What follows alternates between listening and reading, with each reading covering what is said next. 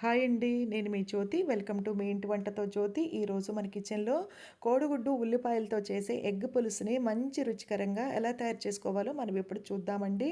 పుల్ల పుల్లగా, కారం కారంగా నోటి అరుచిని మొత్తం పోగొట్టి, నోటికి కమ్మటి రుచిని అందించి ఈ ఎగ్ పులుసుని కేవలం 10 నిమిషాల్లో ఎలా తయారు చేసుకోవాలో మనం ఇప్పుడు చూద్దాము. రైస్‌లోకి చాలా చాలా బావుంటుందండి. దీనికోసం ముందుగా మనము ఒక గిన్నె తీసుకుని దాంట్లో 6 కోడిగుడ్లు వేసి ఆ కోడిగుడ్లు మునిగేంత వాటర్ వేసిన తర్వాత స్టవ్ మీద పెట్టుకుని మీడియం ఫ్లేమ్లో 15 నిమిషాలకు తక్కువ కాకుండా ఉడికించుకోండి. ఇలా 15 నిమిషాలకు తక్కువ కాకుండా మనము ఈ కోడిగుడ్లు ఉడికించుకోవడం వల్ల కోడిగుడ్లు బాగా ఉడుకుతాయండి. చల్లారిన తర్వాత పై తోలు తీసేసి ఒక పక్కన ఉంచుకోండి. ఇప్పుడు పులుసు తయారు చేసుకోవడానికి మనము ఒక బౌల్ తీసుకుని దాంట్లోకి నిమ్మపండు అంత చింతపండుని ఒకసారి కడిగి ఇందులో వేసుకుని ఒక గ్లాసు వాటర్ వేసుకుని నానబెట్టుకోండి. ఇప్పుడు స్టవ్ వెలిగించుకుని కడాయి పెట్టుకుని 6-7 టేబుల్ స్పూన్ల ఆయిల్ వేసుకోండి. ఆయిల్ హీట్ ఎక్కిన తర్వాత దీంట్లోకి పావు టీ స్పూన్ పసుపు, అలాగే పావు టీ స్పూను కారం, అలాగే పావు టీ స్పూన్ సాల్ట్ వేసుకోండి. వేసిన తర్వాత ఇప్పుడు మనము ఆల్రెడీ కోడిగుడ్లు ఉడికించి పైన తొక్క తీసి పెట్టుకున్నాం కదా, ఇవి ఇందులో వేసుకోండి. వేసుకుని మంటని మీడియం ఫ్లేమ్లోనే ఉంచుకుని చక్కగా దోరగా వేయించుకోండి. ఇలా వీడియోలో చూపిస్తున్నట్టుగా కలుపుకుంటూ వేయించుకోండి. మరీ ఎక్కువ వేగక్కర్లేదండి, కొద్దిగా వేగితే సరిపోతాయి. మనము ఇలా పసుపు, ఉప్పు, కారం వేయడం వల్ల అడుగు అంటకుండా కూడా ఉంటుందండి.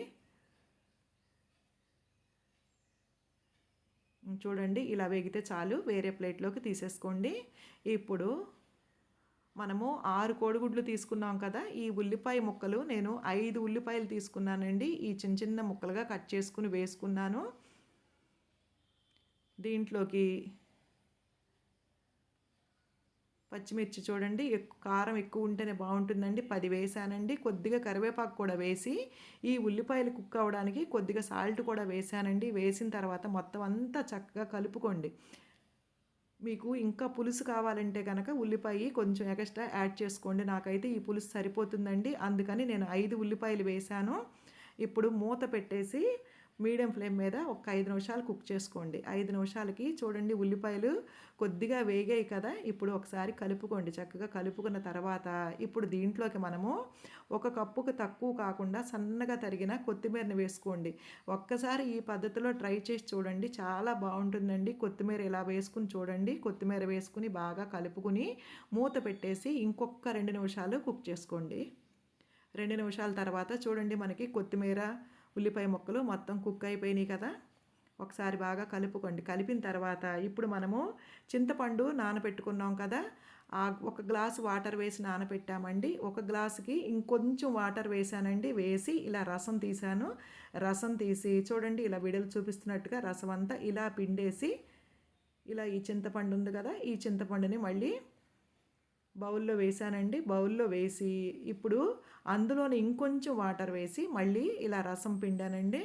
మొత్తం అంతా మనకి ఒక 1/2 లీటరు చింతపండు రసం వచ్చిందండి. మొత్తం అంతా కలిపనమాట. మనకి 6 కోడిగుడ్లకి ఈ 1/2 లీటర్ చింతపండు రసం అనేది కరెక్ట్గానే సరిపోతుందండి. ఇప్పుడు దీంట్లోకి మనము 2 టేబుల్ స్పూన్లు కారం, అలాగే రుచికి తగ్గట్టుగా సాల్ట్ వేసుకోండి. ఉప్పు, కారం, పులుపు కరెక్ట్గా ఉంటే మనకి ఎగ్ పులుసు అద్దిరిపోతుందండి. మీరు గమనించండి, ముందుగానే చెక్ చేసుకోవాలండి అన్నీను. చూడండి, నేను ఉప్పు చెక్ చేస్తున్నాను. కొంచెం ఉప్పు తగ్గిందండి, ఉప్పు వేశాను. మళ్ళీ కలుపుకొని చెక్ చేసుకోండి. చక్కగా ఉప్పు, కారం, పులుపు అన్నీ కరెక్ట్గా సరిపోయినాయండి. ఇప్పుడు దీంట్లోకి మనము ఆల్రెడీ ఉడికించి ఉంచుకున్నాం కదా, ఉడికించి వేయించి ఉంచాం కదా, ఈ కోడిగుడ్లు వేసేయండి. వేసి మంటని మీడియం ఫ్లేమ్లో పెట్టుకోండి. మీడియం ఫ్లేమ్లో పెట్టుకుని 5 నిమిషాలకి తక్కువ కాకుండా ఉడికించుకోండి. మూత పెట్టేసి 5 నిమిషాల తర్వాత చూడండి, ఆయిల్ పైకి తేలింది కదా. ఆయిల్ పైకి తేలింది అంటే మనకి పులుసు అనేది రెడీ అయిపోయినట్టేనండి. చూడండి, ఇలా పులుసు ఇలా ఉంటే మనకి పులుసు అనేది చాలా చాలా బాగుంటుందండి. చూడండి ఎంతో రుచికరమైన ఎగ్ పులుసు రెడీ అయిపోయిందండి. పైన సన్నగా తరిగిన కొత్తిమీర వేసి స్టవ్ ఆపేయండి. అంతేనండి, ఎంతో టేస్టీ అయిన గుమగుమలాడే ఎగ్ పులుసు రెడీ. చాలా టేస్టీగా ఉంటుంది, చాలా ఈజీగా కూడా అయిపోతుంది.